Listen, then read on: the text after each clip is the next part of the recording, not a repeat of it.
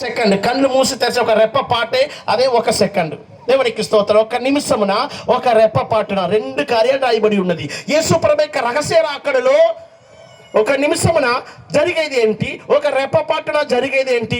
యేసు ప్రభు యొక్క రాకడలో చూసినట్లయితే మొట్టమొదటిగా మృతులైన వారు క్రీస్తునందుండి మృతులైన వారు అందరూ మొదట లేచుదురు.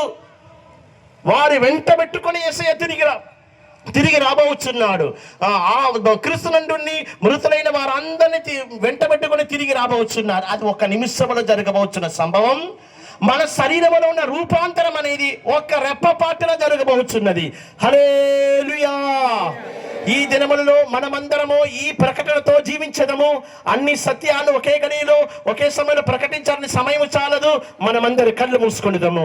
సమయము దేవుడు మనకు రాబో కాలములో అనుగ్రహించినట్లయితే ఇంకనూ ప్రభు రాకడ గురించిన ఎన్నో సత్యాన్ని మనం తెలుసుకొనిదము. అందరి కళ్ళు మూసుకుందాం, అందరు లేచి నిలబడుదాం. నా వాక్కు నేను ముగించుదను.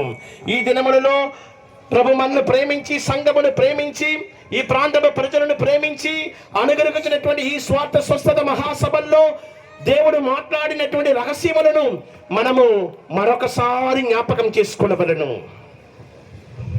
సత్యమును ఎరుగుదురు, ఈ సత్యం మిమ్మల్ని స్వాతంత్రులుగా చెయ్యును. సత్యం ఎన్నడూ మనల్ని విడిచిపెట్టదు. సత్యం మనల్ని పరలోక రాజ్యమునకు వారసులుగా చేయుచున్నది. గూఢమైన సంగతులను పరిశుద్ధాత్మ దేవుడు మనకు బయలుపరిచి ఉన్నాడు. 7 రహస్యముల గురించి ఈ దినములలో పరిశుద్ధాత్మ దేవుడు మీతో మాట్లాడినటువంటి సత్యములను ఒకసారి వాక్యమును ధ్యానించి నెమరి వేసి రహస్యములను గ్రహించుకొని పరలోక రాజ్యములకు వారసులుగా మార్చబడుడి. ప్రభు మహిమ మన మధ్యలో ప్రకాశిస్తుంది. యేసయ్య మన మధ్యలో సంచరిస్తున్నాడు. అందరు కళ్ళు మూసుకుందాం. అందరూ ఒక తీర్మానం చేసుకుందాం. మీరు ఎవరు ఎదుట నిలబడవచ్చున్నారు? పెళ్లి కుమారుడై తన మహిమగల సంగమను చేర్చుటకు వచ్చుచున్న యేసయ్య ఎదుట నిలబడాలని ఆ వాంఛతో అందరు దేవుని ఆత్మకు సమర్పించటము.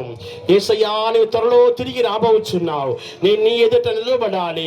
నాకు కృపను అనుగ్రహించుము. నీ రాకడలో నేను ఎలాగైనా ఎత్తబడాలి. నా జీవితం రహస్యములో ప్రారంభమై రహస్యములోనే ముగించబడాలి.